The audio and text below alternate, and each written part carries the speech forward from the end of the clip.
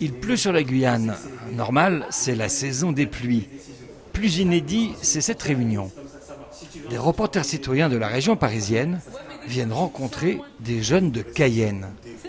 Au début, c'est normal, on parle cité, galère avec le responsable de l'association. On va faire des choses et puis on se rend compte qu'à côté, on en a beaucoup qui sont dans la galère parce que... C'est carrément studieux. Mélissa prend des notes. Enguerrand est concentré, tout comme Samba et Sarah. David et Saba opinent du chef, suivi très vite d'Assa, Mathieu et Marius. Ce qu'on s'est rendu compte, c'est qu'ils ont été souvent accaparés par les partis politiques. Quand même, Karima met son grain de sel et fidèle à lui-même, Samba embraye sur la politique. À un moment donné, il se lève, tape du poing sur la table, dit bon, on en a marre les gars, il faut qu'on fasse quelque chose. Et alors on ne sait pas comment le thème est arrivé, mais c'est avec le sujet des femmes que la glace va vraiment se briser. Les hommes n'arrivent pas à tout faire. Ah mais ça c'est sûr. La femme arrive à gérer la maison, le boulot. Voilà, la femme elle fait tout aussi. Oui, ok,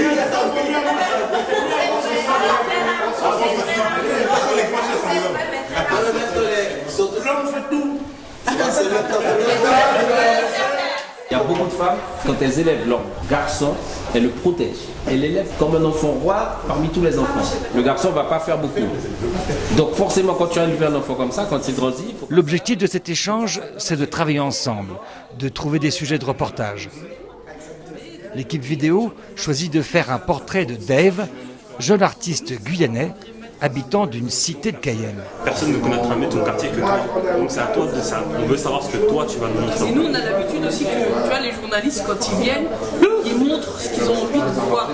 Tu vois ce que je veux dire? Tu sais, ce qui est vendeur à la télé, tu vois. Et du coup, nous, c'est pour ça que même indirectement, on s'est inscrit dans cette formation-là. C'est qu'on s'est dit, nous aussi, on va apprendre ces codes-là de journalisme pour pouvoir montrer ce que nous, on a envie de montrer. Avant d'aller sur le terrain, on a pris de la hauteur. Le temps de découvrir, vu du ciel, la cité Zéphyr où habite Dave. Elle est là, au milieu de l'image. Alors c'est plus petit que nos cités d'Île-de-France, et puis surtout, la mer est à 500 mètres. Bonjour, t'es Dave. T'es une personne importante ici à Zéphyr. Tu peux parler un peu plus de toi? On me surnomme Mocho. Je suis Dancehall King de la Guyane 2013 et 2014. Et là, j'ai remporté dernièrement un concours de dancehall qui va me permettre d'être en demi-finale pour les Battle Freestyle Contest de la catégorie dancehall, afin de devenir le meilleur freestyler en Guyane cette année. Tu as quel âge, Dave? J'aurai 24 ans bientôt. Ah oui, t'es jeune. Et ta vie sur cette plage, parce que là on est sur une plage à Zéphyr, est-ce que ça te rappelle des souvenirs de quand tu étais jeune? Ben ouais, même quand j'étais petit, je venais ici avec mes parents, avec la famille. On venait s'amuser, on se pose quand c'est les vacances, quand on a un petit jour de repos. Et il se passe beaucoup d'événements sur cette plage, parce que bon, quand même vous avez un beau cadre, il peut se passer des concerts ou des trucs comme ça? Ils organisent chaque année à la plage des ensembles, beach soccer aussi, les tournois de beach soccer et puis des événements artistiques aussi. Hier, on s'est baladé sur la plage. Il y en a qui ont voulu faire un bain de minuit et on a croisé des grosses tortues énormes. D'ailleurs, je me souviens plus trop le nom de ces tortues-là. Vous en voyez souvent ou pas? Ouais, des tortues. Oui, ça dépend des saisons. Quand c'est la saison où ils viennent pondre, on a la chance, oui, de venir les voir. Ça dépend après des saisons et de l'heure. Ben oui, on a cette chance-là de venir les voir. Et dis-moi, du coup, toi, t'habites tout près d'ici ou pas? Oui, j'habite juste derrière, derrière ça. Tu peux nous y accompagner? Pas de souci, on y va. Allez, c'est parti. Et qu'est-ce que tu peux me dire de ton enfance à Zéphyr? Ah, j'ai connu de super bons moments. Ben, déjà, même quand j'étais petit, à l'époque où j'étais à la maternelle, j'ai pu connaître des potes. Bon, après, il faut dire à ce moment-là, vrai, j'étais un petit peu capon, comme c'est l'expression. Ça veut dire quoi? Pleureux. Ah bon? Ouais, ben après, je suis à la maternelle, donc il faut comprendre aussi l'être humain. C'est animé comme quartier ici, les gens ils vivent avec la joie ou? Bien sûr, bien sûr, bien sûr. On met notre musique, on se met à fond, tranquille, on se pose à la maison. Et qui habite le quartier de Zéphyr? T'as les vétérans, t'as des jeunes, t'as des personnes aussi qui viennent d'arriver de France. Tous des créoles? Non, pas tous des créoles, t'as toutes les nationalités ici. Par contre, à la 3e, sur la montagne, c'est là où il y a personne plus friqué, où il y a de belles maisons. Ouais, c'est de magnifiques villas. Hein. Voilà, le truc avec les piscines et compagnie. Voilà, là, c'est plus ça, 3e entrée. Et vous mélangez avec ces gens-là? Ces gens-là, à la base, ils ne sortent pas de chez eux. C'est pas qu'on ne fait pas se mélanger, c'est qu'eux, ils ne sortent pas. Donc après, s'ils ne sortent pas, on ne peut pas se mélanger. Ah, en fait, ouais, voilà, c'est là l'association Ruban Noir, donc. Et vous faites du soutien scolaire aussi, à ce que je vois? Oui, du soutien scolaire pour les jeunes du quartier. Et toi, par rapport à la dancehall, qu'est-ce que tu essayes de leur inculquer? Parce qu'il y en a beaucoup à travers des associations qui essayent d'aider des jeunes en leur apportant des loisirs. Toi, qu'est-ce que tu fais par rapport à ça? Moi, ma mission, en fait, c'est d'expliquer à la population guyanaise que la dancehall n'a rien à voir avec les actes de violence. Dans le reggae, c'est paix, amour, respect et partage. Et la dancehall, c'est un dérivé du reggae. Quand vous écoutez de la dancehall, il y a de la dancehall, oui, ça nous qu'a fait, ça nous qu'a ouais, mais mouché. Pour qui explique qu'il faut siroter, il faut être tranquille, on est tranquille avec les amis. Et tu as des dancehall où ça te parle plus de gun, qu'il faut péter des balles, que s'il dérespecte, on lui donne une balle en tête. Ça n'a rien à voir parce que bon, on cautionne des choses comme ça. Moi, je serais artiste, je n'aurais pas pu chanter des choses comme ça. Et parce que bon, j'aurais changé des choses comme ça et demain, j'entends que mon petit frère a pris une balle en pleine tête par rapport à des musiques en plus que j'ai fait. Voilà quoi, vous imaginez. Donc voilà, faut pas rester sur ce thème-là. Qu'est-ce qu'ils vont faire là, Karima? Alors en fait, ils vont aller se présenter auprès des jeunes du quartier pour tenter de les convaincre d'avoir une discussion des plus simples avec les jeunes pour essayer de créer du lien. Et toi, tu vas pas là? Non, on m'a dit que comme j'étais une femme, que c'était plus prudent de rester parmi les jeunes de chez moi. Mais j'ai pas peur, hein, moi je leur ai fait comprendre. Hein. Oui, complètement. Ouais. Chez nous, c'est pire qu'ici. Ils sont méfiants envers la caméra, quoi. Mais ça, c'est normal. Chez nous aussi, hein, on est les premières victimes en fait des caméras, des mensonges dits par les journalistes, par les médias. Donc forcément, on est toujours sur le qui-vive. Donc vous allez mentir, vous? Ah non, du tout. Au contraire.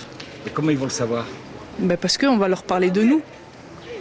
On va leur parler de nous. On va leur faire comprendre que on est sur le même bateau. Ouais. Mais sur une autre réalité. Mais dans le fond, il y a beaucoup de points identiques en tout cas. Alors, pas possible? Non. C'est pas possible. C'est gêne ça? Ça te gêne ou c'est pas possible? C'est gênant, ouais. Peut-être si on insiste un peu, mais bon, ils m'ont dit ouais, par exemple, ouais, reviens demain, on pourra le faire. Comme tu étais là, tu vas dire reviens demain, on pourra le faire, mais la première chose qu'ils m'ont dit, c'est on ne vous connaît pas. Ouais. Donc il y a une méfiance, parce que sans doute les médias, quand ils viennent parler d'ici, c'est comme chez nous en fait. Parce que là, pour eux, on est des journalistes, on va se faire de l'argent sur eux. Ouais. Après, je peux le comprendre aussi. Ah, moi, hein, je comprends tout à fait. C'est un peu normal. Hein. C'est ça. Toi, t'as un grand ici. Ton quartier, tu l'aimes, c'est un beau quartier. Ouais. Tu pourrais rester ici encore longtemps. Ah ouais, longtemps, jusqu'à la mort. Jusqu'à la mort, tu vois. C'est beau ici, c'est ce qu'on disait. Dis chez moi. Franchement, t'aurais pas envie de rester chez moi. Ouais. Je te le dis tout de suite. Le quartier, c'est pire. Hein. C'est pire. Le quartier à nous, c'est pire. Mais à la télé, quand j'allume ma télé, je vois toujours des trucs français. On voit la même chose. Je vois pas de film qui représente mon pays, quoi. Tu vois, mes bâtiments, mes peintures, mes routes. Je vois pas ça. Vous savez, lorsqu'on... J'aurais bien aimé voir ça au moins. Allez, Canal+. disons comme ça, s'il y a eu 15 émissions sur la Guyane, sur toutes les émissions de la Guyane que j'ai vues, ils n'ont parlé que 5 secondes en bien de la Guyane. Tout le reste, c'est nous sommes des délinquants, nous voulons des fusils, nous voulons des ceci, nous voulons des cela. Là, vous venez ici, est-ce que vous voyez qu'on a l'air d'être des délinquants? C'est ça qu'il faut montrer en fait au monde, que vous avez plusieurs choses en vous, vous êtes riches en vous. Voilà. Comme par exemple, toi, si je te demande de me dire t'es quoi? Moi? Ouais. Je suis français-anglais. T'es français-anglais? Ouais, c'est Lucien, français. Je suis un descendant d'Africains, afro-guyanais né dans un système français. Mais après, je ne peux pas me considérer français. Par exemple, moi, habitant à Grigny, je suis descendant de Sénégalais, parce que moi, je sais que mes parents sont sénégalais. Avant d'être français, ou je suis peut-être français juste par les papiers, c'est peut-être des situations qu'on peut retrouver en France. Est-ce que vous entendez parler de ces situations-là? Ou vraiment vous... Ah oui, tout le temps. Un Guyanais qui n'a pas encore fonctionné, c'est un Guyanais. Mais quand un Guyanais a rapporté une médaille d'or pour la France, ça devient un Français. Ça, c'est le travail que tu fais? J'ai pu créer cette marque-là, tu regardes la closing, en couveuse. Mossaroun Tibouk Zéphir, donc c'est-à-dire je suis un petit gars de Zéphir. Donc Mossaroun, je suis un Tibouk, petit garçon. Donc Mossaroun Tibouk de Zéphir. C'est un Tibouk Zéphir. Il y a un truc qui est drôle, parce que ça là, boug, on l'utilise aussi chez moi. Ah bon? Quand on dit un gars, ouais, mon boug. On utilise beaucoup de créoles aussi. Par exemple, on dit beaucoup padig. Ouais, mais padig, c'est chez nous aussi. Ouais, mais nous on utilise la même chose parce qu'en fait on rajoute plein, dans notre langage, il y a plein de mots d'arabe, il y a du wolof, par exemple quand on dit on veut de l'argent, on dit on veut du khalis. Khalis c'est argent en wolof au Sénégal. Là maintenant on est plus dans l'anglo-créole, on va dire ça comme ça. On va mélanger le créole avec l'anglais, par exemple. J'ai parlé avec un jeune là, je vais dire j'ai un problème avec lui, je vais dire oh mon gars fucking problème qui est tout. Donc j'ai dit mon gars roun, donc j'ai un fucking. Voilà. Ouais, qui est tout, tu vois.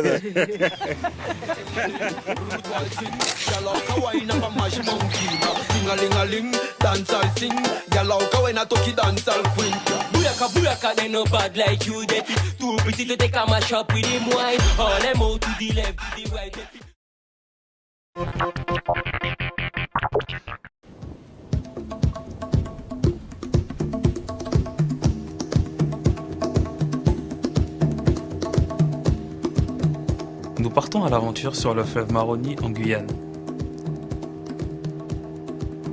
Une route à travers la forêt primaire qui va nous mener jusqu'au Bushinengue, appelé aussi les Nègres marrons.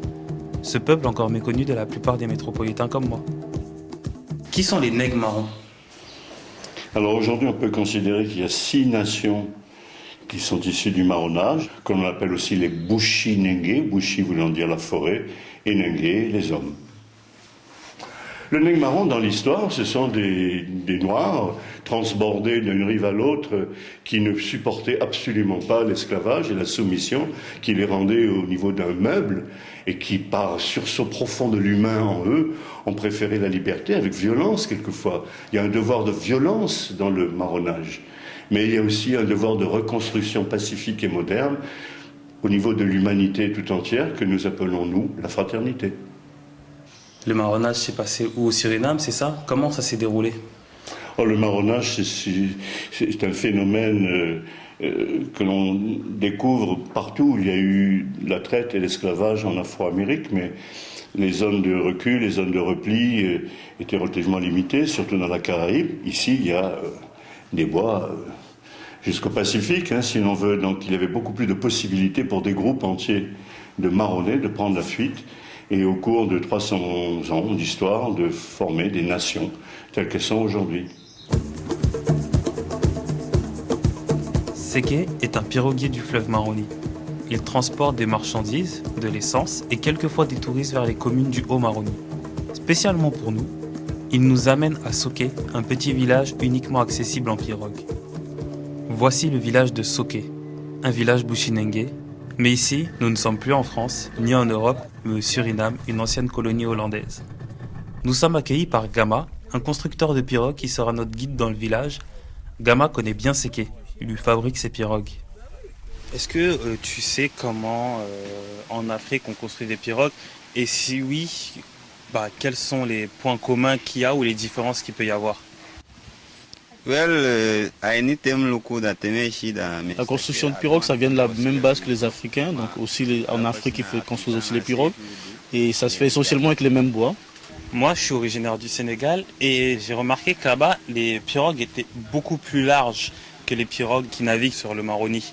Est-ce que tu sais pourquoi il y a une différence de largeur ou même d'épaisseur de bois? Il a dit lui les différences qu'il a remarquées pour l'instant, c'est que le devant et l'arrière, comment c'est construit, et la planche qui tient pour maintenir le moteur, que c'est différent. Vous savez bien qu'en Guyane, la seule voie, c'est le marronnier, en tout cas à la rivière, donc ils doivent forcément faire la pirogue en conséquence pour arriver jusqu'à destination. Donc ils aimeraient bien sûr la faire un peu plus large pour mettre plus de marchandises et tout, mais le problème viendrait qu'après elle est trop grande et ne peut pas passer sur des chemins un peu étroits. Le piroguier nous accompagne dans son village. Ici vivent 300 personnes. Il nous mène jusqu'à la maison de sa famille.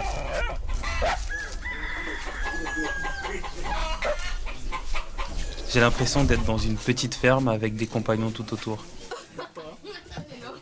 Je me sens tout d'un coup au bout du monde. On est loin de Grigny et de mon quartier. Et là-bas, c'est bien? C'est différent d'ici. D'accord. Parce que chez nous, c'est que tout est gris. Il n'y a pas beaucoup d'arbres. Il y a surtout des routes, des bâtiments, des grands immeubles. Par exemple, moi, dans mon immeuble où j'habite, il y a 14 étages. Mon Dieu. Tu te rends compte? 14 étages et il n'y a que ça partout. Et tu montes avec l'ascenseur? Ouais, si on a des ascenseurs, enfin, quand ils marchent. Oui. Ouais, mais ici, franchement, c'est beaucoup plus joli. Hein. Il y a plein d'arbres autour de vous. Oui. Tu peux te baigner dans la mer. Ouais. C'est putain. Nous, on a un lac. Il fait froid. Il est sale. Mon Dieu. Et ici, quand il fait froid, c'est quand il pleut. Par exemple, s'il pleut beaucoup, il fait un peu froid, mais... Nous, il neige. Et tu te vois, toi, partir un jour ici en métropole? Ne serait-ce que pour voir pour les vacances? Ah oui. Mais habiter là-bas, non. Non. T'es très bien. On ne va pas supporter. Ouais. Tu devais rester ici, toi? Oui.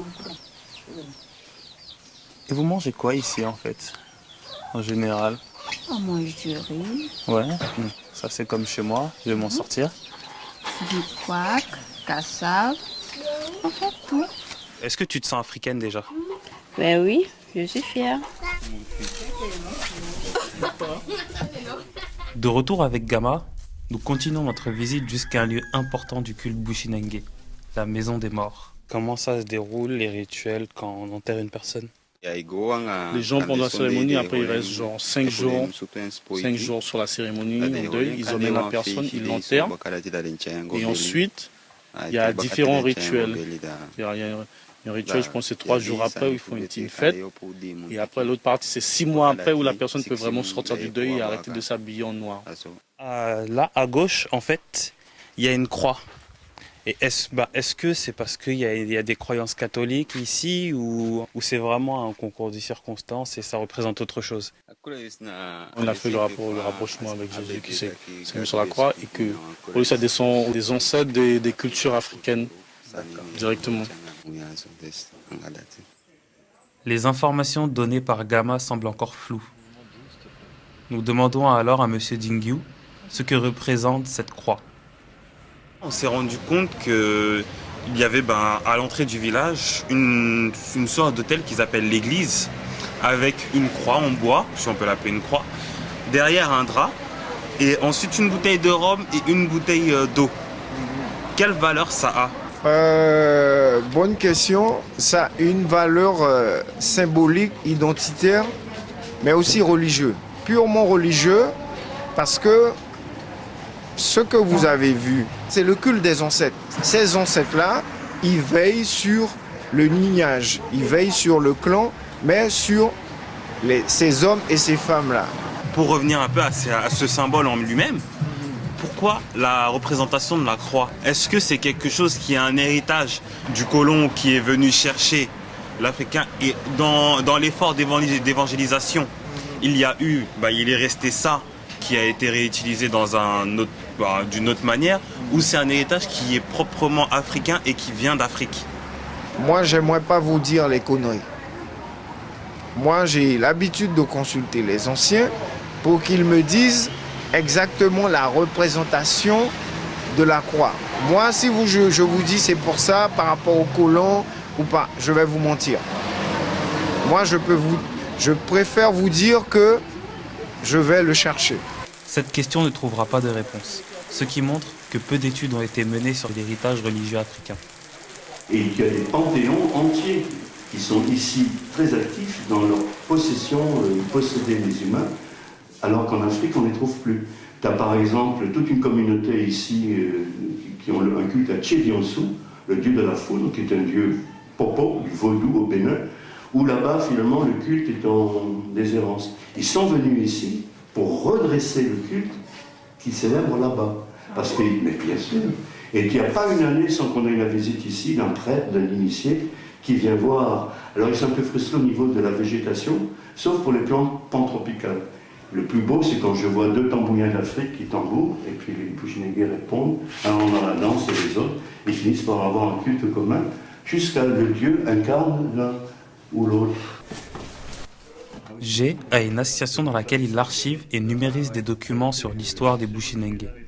Héritiers de la culture orale africaine, certains jeunes ont décidé de s'orienter vers le métier de documentaliste afin de pouvoir écrire cette histoire et rechercher leurs racines.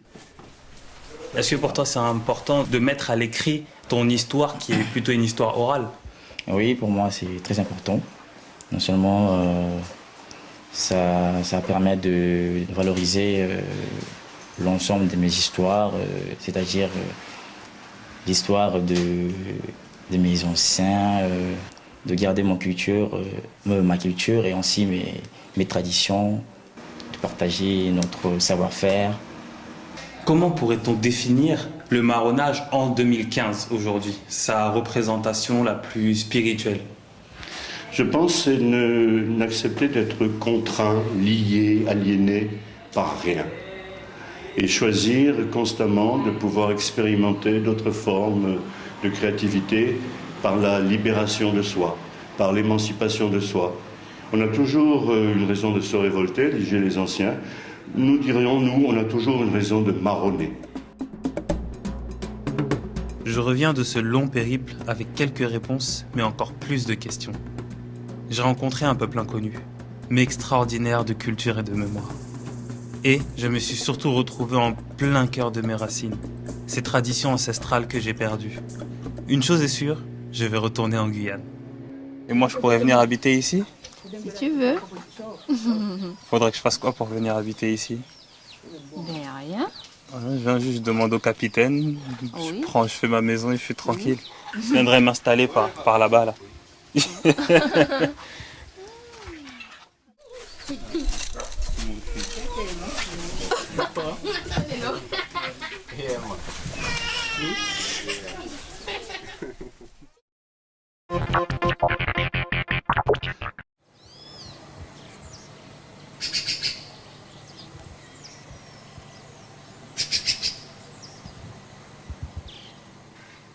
Donc, nous allons visiter surtout la partie réclusion. C'est les quartiers qui se trouvent là-bas, monsieur, derrière vous, derrière le mur. À l'époque, Saint-Laurent-du-Maroni était faite pour et par des Baïens. En fait, c'est eux qui ont construit presque tout l'ancien bâtiment ici. Ils ont construit des routes, des rues, les ponts, et là-bas, leur propre prison. Le quartier, ça a été réservé aux criminels. Eux, ils sont 55 000 transportés pendant 100 ans. C'est énorme.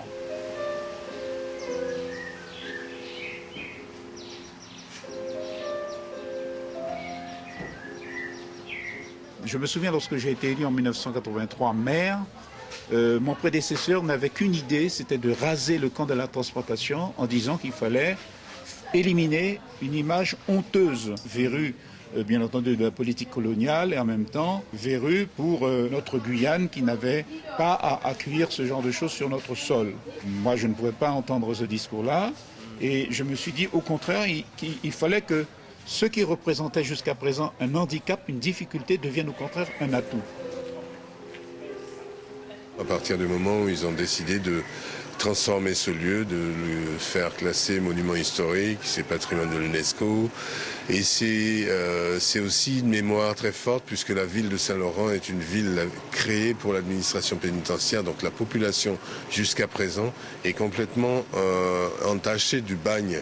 J'imagine quand l'horreur avec le système carcéral et pénitentiaire, mais si on enlève tout ça et quand on y est, c'est plutôt architecturellement bien orienté, ça tient compte de pas mal de choses qui rendent paradoxalement le lieu agréable.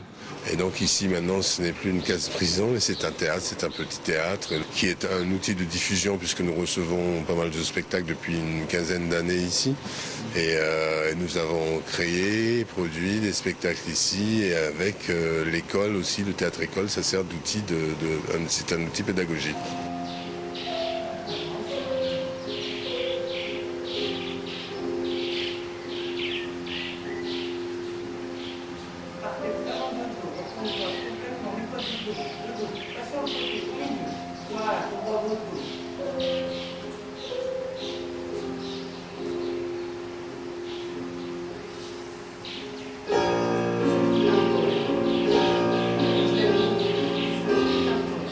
En 2012, nous avons ouvert les portes de cette école avec l'ENSAT comme partenaire, l'ancienne rue Blanche, pour l'art dramatique et pour ce qui concerne les techniciens, puisque nous formons et comédiens et techniciens, le CFPTS à Bagnolet. On fait tout, on fait de la danse, on fait de la voix, on travaille la voix, on se permet de vivre d'autres vies que c'est pas la nôtre. J'aime bien de travailler le corps, j'aime bien de faire d'être comme des enfants qui courent partout, j'aime bien.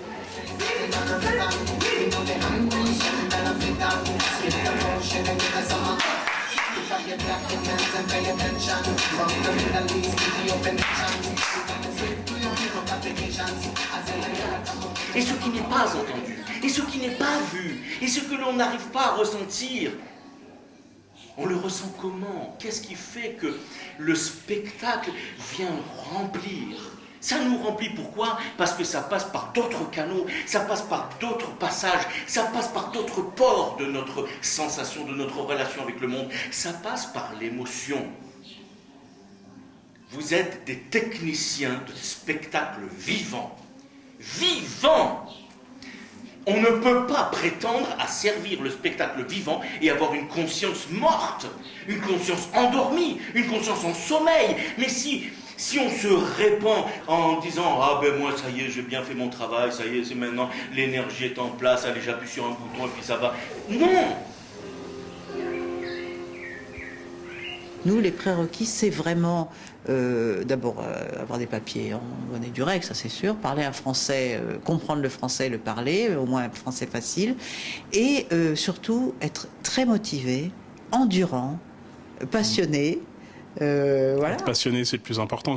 Mais c'est le plus important et c'est le vrai prérequis. Ce qu'on apprend ici, c'est ce qu'on vit. Moi, j'ai jamais fait de théâtre avant, mais en venant ici, j'ai appris des choses, j'ai vu des choses, j'ai entendu des choses. Et puis lorsque je vais chez moi, ou peu importe, je marche dans la rue, je me dis, attends, mais il y a quelque chose que j'ai entendu, que j'ai appris dans le théâtre. Mais ça me sert aussi dehors. Peu importe, même si tu vas parler en bushinengue, même si tu vas parler en créole, même si tu vas parler en saint-lucien, en antillais, ça va, tout se relie, quoi. C'est quelque chose, je ne vais pas dire familial, on ne va pas chercher la famille, mais c'est quelque chose qui nous rassemble, quoi. À notre arrivée ici en Guyane, Serge et moi, nous avions vu un énorme potentiel. C'est les personnes que nous avons rencontrées, des communautés bushinengue, amérindiennes, créoles, nous ont épatés, d'abord par la diversité, parce que ce qui frappe ici en Guyane, c'est la diversité. Et puis une diversité des communautés qui coexistent de façon bienveillante, tolérante, sans angélisme, mais quand même, c'est quand même exemplaire. Et puis, des cultures fortes, originales, et ça nous a éblouis. Laisse ramper sur moi, laisse m'emporter au cimetière. J'espère que ce fils de malheur, que ce bâtard, ce fils de chien partira enfin de ma maison. De Molière, le Cid et compagnie, on pensait que c'était quelque chose d'inaccessible et qu'il fallait être bac plus 4 ou plus 5 pour pouvoir comprendre et jouer de telles pièces. Aujourd'hui, on a réussi à partir de grands classiques de montrer qu'avec sa culture propre, on peut arriver aussi par une interprétation intelligente à faire du théâtre à partir de ces mêmes pièces. Et du coup, ça ouvre des portes à beaucoup qui jusqu'à présent se disaient mince, je suis à côté du système, je suis marginalisé, je ne pourrai jamais, se disent voilà, eh bien je me rends compte que mes collègues, mes amis, mes compatriotes arrivent à présenter des choses intéressantes, ils vont jusqu'en métropole pour pouvoir présenter des pièces de théâtre, nous pouvons nous aussi. Et donc ça ouvre la porte à beaucoup de communautés, ça c'est vrai. Vous pensez que la République leur reconnaît ça ou essaye de le cacher un peu, de cacher toute cette culture, tout ça? C'est une question qui est très très politique mais qui a toute son importance. Je pense que la République gagnerait à être moins aveugle et à reconnaître davantage justement toute cette substantifique moelle qui fait sa force, mais elle ne s'en aperçoit pas. Et malheureusement, elle se prive, j'ai envie de dire, d'une force extraordinaire qui aurait pu permettre à la France d'être à la hauteur de ce qu'on croit qu'elle est encore, ce qui n'est plus le cas.